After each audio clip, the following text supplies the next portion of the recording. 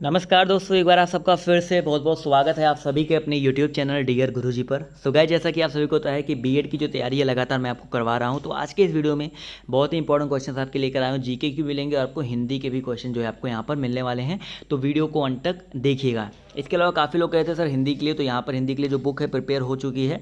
और यहाँ पर आपको क्या क्या मिलेगा, इस हिंदी वाली बुक में आपको चैप्टर वाइज जो है आपके सारे के सारे जो चैप्टर इंपॉर्टेंट चैप्टर हैं वो आपको चैप्टर वाइज आपको यहाँ पर थ्योरी मिल जाएगी। और यहाँ पर इंपॉर्टेंट वन लाइनर क्वेश्चन, साथ ही साथ आपको कुछ प्रैक्टिस 10 से 12 प्रैक्टिस सेट भी देखने को मिल जाएंगे। तो अगर आप ये बुक लेना चाहते हैं तो नीचे इसका भी लिंक दिया गया है, आप वहाँ पर जाकर के इसको परचेज कर सकते हैं। ठीक है, इसके अलावा जो लोग अभी तक हमारे टेलीग्राम ग्रुप से नहीं जुड़े हैं, जुड़ जाइए, जिससे आपको नोटिफिकेशन मिलता रहे।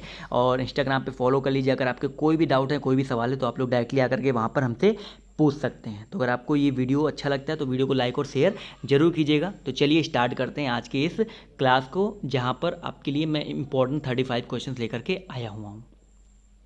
चलिए स्टार्ट करते हैं। आज का जो पहला क्वेश्चन है बहुत ही आसान सा क्वेश्चन है, और आपके ये जितने भी, चाहे आप आर्ट वाले हो चाहे साइंस वाले हो, ये उन सब के लिए क्वेश्चन जो है पूछा जा सकता है कि भारत का संविधान अंगीकृत कब हुआ। थोड़ा सा इस क्वेश्चन में मिस्टेक था, मैंने पहले इसको करेक्ट किया था। चलिए, तो यहाँ पर बेसिकली अंगीकृत की जब बात करें तो याद रखिएगा 26 नवंबर 1949। ठीक है, 26 जनवरी 1950 को संविधान जो है पूर्ण रूप से लागू हुआ था। और अंगीकृत की बात करते हैं तो 26 नवंबर 1949 के दिन जो है भारत का संविधान जो है अंगीकृत हुआ था। और भारत अपने लंबे ऐतिहासिक दौर में पहली बार एक आधुनिक संस्थागत ढांचे के साथ पूर्ण संसदीय लोकतंत्र जो है बना था। तो ऑप्शन नंबर जो इसका फर्स्ट है वो यहाँ पर करेक्ट हो जाएगा, इसको 26 कर लीजिएगा। अगला क्वेश्चन देखिए, कह रहा है कि निम्नलिखित में से कौन सा आयोग एक संवैधानिक निकाय नहीं है। तो यहाँ पर पूछा गया है कौन सा आयोग जो है एक संवैधानिक निकाय नहीं है। तो यहाँ पर जो आपका राष्ट्रीय मानव अधिकार आयोग है, जी हाँ दोस्तों, भारतीय संविधान में जो बेसिकली अगर हम बात करते हैं कानून के संचालन के लिए बहुत सारी संस्थाएं हैं, जैसे लोक सेवा आयोग हो गया, इसके अलावा अनुसूचित जाति आयोग हो गया, निर्वाचन आयोग हो गया, महालेखा परीक्षक हो गया, बहुत सारे हैं। बट यहाँ पर जो राष्ट्रीय मानव अधिकार आयोग है ये संवैधानिक निकाय नहीं है। अगला क्वेश्चन देखिए आपसे यहाँ पर क्या कह रहा है, ध्यान से देखिएगा। अब यहाँ पर बी ऑप्शन की बात चलिए कर लेते हैं कि राष्ट्रीय मानव अधिकार आयोग ये एक स्वायत्त संस्थान है जिसकी स्थापना अक्टूबर 1993 में हुआ था, और भारत सरकार द्वारा इसकी स्थापना जो है की गई थी। अगला क्वेश्चन देखिए क्या कह रहा है कि भारत में आपातकाल की घोषणा निम्नलिखित में से किन परिस्थितियों में नहीं की जा सकती। आपातकाल की बात किया जा रहा है, तो भारत में राष्ट्रपति जो है 3 स्थितियों में आपातकाल की घोषणा करता है, और इसको जो शक्तियाँ प्रदान है वो 352 जो अनुच्छेद है उसके अंतर्गत इसको प्रदान किया गया है। तो जब भी बाह्य आक्रमण होता है या कोई अंतर्गत युद्ध होता है, आंतरिक अशांति होती, कोई वित्तीय संकट आता है या कोई सशस्त्र विद्रोह होता है, तो बेसिकली जब ऐसा कुछ होता है तब ये जो आपका आपातकाल है ये लागू किया जाता है। लेकिन जब हम बात करते हैं आंतरिक अशांति के बारे में, तो आंतरिक अशांति के संबंध में अगर देखा जाए तो आपका जो आपातकाल है लागू नहीं किया जा सकता है। अगला क्वेश्चन देखिए आपसे यहाँ पर क्या कह रहा है, ध्यान से देखिएगा कि भाई व्यवस्थापिका के उच्च सदन के सदस्यों का कार्यकाल 6 वर्ष होता है कहाँ पर। तो भाई व्यवस्थापिका के उच्च सदन के सदस्यों का जो कार्यकाल 6 वर्ष होता है ये बेसिकली आपका भारत में भी होता है और फ्रांस में भी होता है। तो ऑप्शन नंबर जो इसका सी है वो यहाँ पर बिल्कुल करेक्ट हो जाएगा।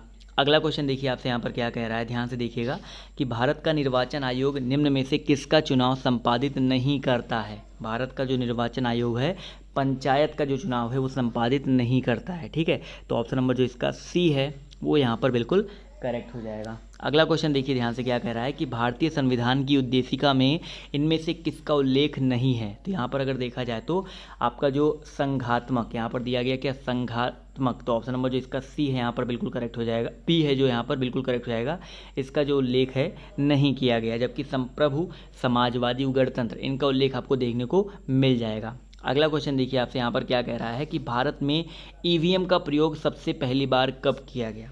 सबसे पहली बार भारत में ईवीएम का जो यूज है कब किया गया था, तो याद रखिएगा 1998 में। ठीक है, 1989-1990 के बीच में इसका जो उत्पादन है स्टार्ट हो गया था। लेकिन सबसे पहले प्रयोग की बात करते हैं तो 1998 ईस्वी में एक विधानसभा चुनाव हुआ था राज्यों का, तो वहाँ पर 16 चुनावी क्षेत्रों में इसका यूज जो है किया गया था। ठीक है, जिसमें 5 मध्य प्रदेश, 5 राजस्थान और 6 दिल्ली के निर्वाचन क्षेत्र शामिल थे उसमें। अगला क्वेश्चन देखिए आपसे यहाँ पर क्या कह रहा है कि शुद्ध वर्तनी वाले शब्दों को यहाँ पर पहचानना है। देखिए यहाँ पर हिंदी के भी कुछ क्वेश्चन हैं, शुद्ध वर्तनी वाले शब्द जो है आपको यहाँ पर पहचानना है। तो याद रखिएगा यहाँ पर लहूलुहान लिखा गया है, लहूलुहान जो है ये शुद्ध है, जबकि यहाँ पर लहू लोहू लहू लोहान ये जो है गलत लिखा गया है। क्वेश्चन नंबर 59 कह रहा है हिमतनया में कौन सा समास है। हिमतनया, ध्यान से पढ़ो इसको, इसका समास विग्रह क्या हो जाएगा, हिम की तनया, यानी कि हिम की पुत्री जिनको पार्वती जी को बोला जाता है हिमतनया। यानी कि जब भी मैंने बताया था कि दोनों पद प्रधान नहीं होते हैं, किसी तीसरे पद की ओर संकेत किया जाता है, तो वहाँ पर आपका सिंपल सा कौन सा समास होता है, बहुव्रीहि समास होता है। द्विग समास में पहला पद संख्यावाची होता है, तत्पुरुष समास में दूसरा पद प्रधान होता है, द्वंद्व में दोनों पद प्रधान होते हैं। अगला क्वेश्चन देखिए क्या कह रहा है कि आंखों का काजल चुराना, इसका अर्थ क्या है भाई। आंखों का काजल चुराना, इस मुहावरे की अगर हम बात करते हैं तो इस एक मुहावरा है जिसका अर्थ है सफाई से चोरी करना। ठीक है, तो ऑप्शन नंबर जो इसका बी है वो यहाँ पर बिल्कुल करेक्ट हो जाएगा। अगला क्वेश्चन देखिए आपसे यहाँ पर क्या कह रहा है, दुस्तर शब्द का तात्पर्य क्या है। यहाँ पर बात किया जा रहा है भाई दुस्तर शब्द का जो तात्पर्य है वो क्या है। तो याद रखिएगा भाई जिसके पार जाना कठिन हो, सिंपल सा भाई, जिसके पार जाना कठिन हो, ये आपका दुस्तर शब्द का तात्पर्य होता है। क्लियर है, तो ऑप्शन नंबर जो इसका सी है वो यहाँ पर बिल्कुल करेक्ट हो जाएगा। अगला क्वेश्चन देखिए आपसे यहाँ पर क्या कह रहा है, ध्यान से देखिएगा। तद्भव शब्द का चयन करना है आप सभी को, तद्भव शब्द का आप सभी को चयन करना है। क्या हो जाएगा सर, 62 का जो करेक्ट आंसर है आपका हो जाएगा पहर। तद्भव शब्द यहाँ पर पहर है, पहर जो है आपका एक तद्भव शब्द है। क्लियर है, याद रखिएगा। और इसके अलावा अगला क्वेश्चन देखिए आपसे कह रहा है कि ऐसा आदमी नहीं देखा, इस वाक्य में ऐसा शब्द क्या है। अगर हम बात करते हैं ऐसा के बारे में, तो ऐसा शब्द जो है आपका एक सर्वनामिक विशेषण है। क्या है भाई, जो सर्वनाम शब्द संज्ञा के लिए विशेषण का काम करते हैं उन्हें सार्वनामिक विशेषण कहते हैं। जैसे आपको कहीं कहीं यह कलम मेरी है, वह लड़का बहुत अच्छा है, ऐसे ऐसे बहुत सारे, ऐसा वैसा वैसी, कौन क्या कोई यह वह, ये सारे सर्वनामिक विशेषण के अंतर्गत कभी कभी यूज किए जाते हैं। अगला क्वेश्चन देखिए आपसे क्या कह रहा है, दान की बछिया के दांत नहीं देखे जाते, लोकोक्ति का अर्थ बताना। दो ही ऑप्शन दिए गए हैं, तो याद रखिएगा भाई दान की बछिया के दांत नहीं देखे जाते, यानी कि जो मुफ्त की वस्तु होती हैं उनके गुण अवगुण नहीं देखे जाते हैं। तो ऑप्शन नंबर जो इसका बी है वो यहाँ पर बिल्कुल करेक्ट हो जाएगा। क्लियर है, तो यहाँ पर जितने भी लोग जवाब दे रहे हैं ऑप्शन नंबर बी, वो लोग यहाँ पर बिल्कुल करेक्ट हैं। अगला क्वेश्चन देखिए आपसे कह रहा है, ध्यान से देखिएगा, 65 नंबर, वर्चस्व का समानार्थी शब्द क्या हो जाएगा। अगर हम वर्चस्व की बात करते हैं दोस्तों, तो वर्चस्व का जो समानार्थी शब्द है वो आपको हो जाएगा प्राबल्य, यानी कि ऑप्शन नंबर जो इसका बी है प्राबल्य, वो यहाँ पर करेक्ट हो जाएगा। इसके अलावा प्राधान्य, तेज, आधिपत्य, ये सारे वर्चस्व के समानार्थी शब्द होते हैं। क्लियर है। अगला क्वेश्चन देखिए आपसे यहाँ पर क्या कह रहा है, बिंबिसार का राजकीय वैद्य का क्या नाम था। बिंबिसार के राजकीय वैद्य का नाम पूछा गया है। 74 की अगर हम बात करते हैं तो इसका जो करेक्ट आंसर है आपका क्या हो जाएगा सर, जीवक। बिल्कुल सही बात है, जीवक जो है प्राचीन भारत में प्रसिद्ध आयुर्वेदाचार्य थे, ये बिंबिसार के राजकीय वैद्य भी थे। अगला क्वेश्चन देखिए कह रहा है कि किस गुप्त राजा ने अश्वमेध का संपादन किया था। किस गुप्त राजा ने भाई अश्वमेध यज्ञ जो होता है बेसिकली आपका, उसका संपादन की बात किया जा रहा है। तो यहाँ पर भाई समुद्रगुप्त, बिल्कुल सही बात है सर, चंद्रगुप्त प्रथम के बाद समुद्रगुप्त शासक बने थे और ये एक महान विजेता थे और इन्होंने अपने विजय अभियान को पूरा करने के बाद अश्वमेध यज्ञ का संपादन किया था, इनको संपन्न किया था। अगला क्वेश्चन देखिए क्या कह रहा है कि सतपथ ब्राह्मण का संबंध किस वेद से है। सतपथ ब्राह्मण की बात हो रही है, तो सतपथ ब्राह्मण का जो संबंध दोस्तों आपका यजुर्वेद से है। किससे, आपका यजुर्वेद से है। तो ऑप्शन नंबर जो इसका सी है यहाँ पर करेक्ट हो जाएगा। और सतपथ ब्राह्मण में आपका ब्राह्मण में गांधार, शल्य, कैकेय, कुरु, पांचाल, कौशल, विदेह, बहुत सारे राजाओं का नाम जो है उल्लेख किया गया है। अगला क्वेश्चन देखिए कह रहा है कि कौन सा हड़प्पई स्थल अपने गोदी बाड़े के लिए प्रसिद्ध है। हड़प्पाई स्थल कौन सा जो अपने गोदी बाड़े के लिए, गोदी यानी कि डॉक यार्ड होता है, जहाज़ों की जो गोदी होती है उसको बेसिकली होता है। तो याद रखिएगा इसका जो करेक्ट आंसर है आपका हो जाएगा लोथल। लोथल जो है आपका गुजरात के अहमदाबाद ज़िले में भोगवा नदी के तट पर स्थित है। इसकी खोज डॉक्टर एस.आर. राव ने 1957 में किया था।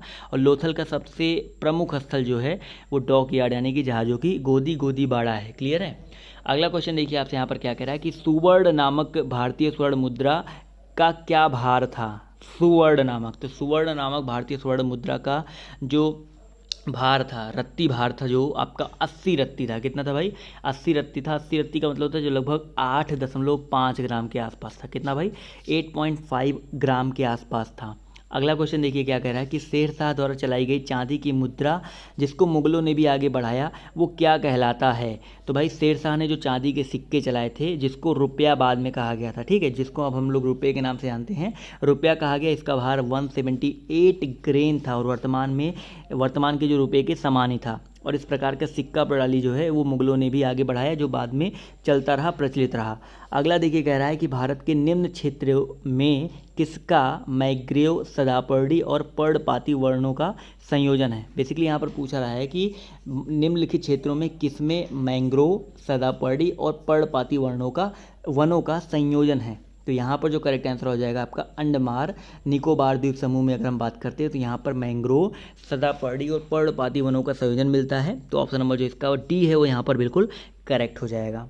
क्लियर है। अगला क्वेश्चन देखिए कह रहा है कि निम्नलिखित में से किसका संबंध प्लेट विवर्तनिकी से नहीं है। निम्नलिखित में से पूछा गया है किसका संबंध जो है प्लेट विवर्तनिकी से नहीं है। तो यहाँ पर महासागरीय धाराओं की दिशा, बिल्कुल सही बात है, जो महासागरीय धाराएं हैं उनकी दिशा का जो संबंध है बेसिकली प्लेट विवर्तनिकी से नहीं है। क्लियर है। 82 नंबर क्वेश्चन देखिए कह रहा है कि निम्नलिखित में से कौन सी सतपुड़ा श्रेणी की सबसे ऊंची चोटी है। तो याद रखिएगा भाई यहाँ पर जो धूपगढ़ है, ऑप्शन नंबर जो इसका बी है, धूपगढ़ की जो पहाड़ी है वो सतपुड़ा श्रेणी की सबसे ऊंची चोटी है, जो पंचमढ़ी मध्य प्रदेश में अवस्थित है, जिसकी कुल ऊंचाई 1350 मीटर है। इसको मध्य प्रदेश की सबसे ऊंची बिंदु का भी दर्जा प्राप्त है। बहुत ही इंपॉर्टेंट है, याद रखिएगा। 83 नंबर क्वेश्चन कह रहा है कि निम्नलिखित में से कौन सी चट्टानें प्राथमिक चट्टानें हैं। तो याद रखिएगा भाई यहाँ पर आग्नेय जो चट्टानें हैं, आग्नेय चट्टान को प्राथमिक चट्टान भी कहते हैं। इसका निर्माण तत्व व तरल मैग्मा के शीतल होने से हुआ है। इसमें कोई जीवा विशेष जो है नहीं पाया जाता है और ये कठोर होती है और जल बड़ी कठिनाई से जोड़ों के सहारे प्रविष्ट हो पाते हैं। अगला कह रहा है कि यहाँ पर भूकंप रचित वृहत ज्वारीय लहर को क्या कहते हैं। तो याद रखिएगा भाई भूकंप रचित ज्वारीय लहर को क्या कहते हैं, उसको कहा जाता है सुनामी। क्या कहा जाता है भाई, सुनामी कहा जाता है। तो ऑप्शन नंबर जो इसका डी है वो यहाँ पर बिल्कुल करेक्ट हो जाएगा। इसी तरह आपका लास्ट क्वेश्चन है और आप सभी को इसका जवाब जो है कमेंट करके देना है भाई, किस पवन के अंतर्गत पवन की दिशा प्रतिदिन परिवर्तित होती रहती है। तो आपको इसका जवाब जो है कमेंट करके देना है। उसके बाद जितने भी लोग अगर वो बुक लेना चाहते हैं तो नीचे डिस्क्रिप्शन बॉक्स में बुक का लिंक दिया गया है हिंदी वाले, जहाँ पर आपको प्रैक्टिस सेट भी मिल जाएंगे, चैप्टर वाइज आपको थ्योरी भी मिल जाएगी और आपको वन लाइनर क्वेश्चन मिल जाएंगे। तो ये सारी चीज़ें आपको मिल जाएगी वहाँ पर, तो उसको आप परचेज कर सकते हैं। नीचे आपको लिंक दिया गया है। तो आज की इस वीडियो में सिर्फ इतना ही। वीडियो पसंद आया तो प्लीज़ वीडियो को लाइक कीजिएगा, शेयर कीजिएगा और ज़्यादा से ज़्यादा जितने लोग तक पहुँचा सके पहुँचा दीजिएगा। तो अभी के लिए बाय बाय, टेक केयर, जय हिंद, जय भारत। मिलते हैं आप सभी से नेक्स्ट वीडियो में।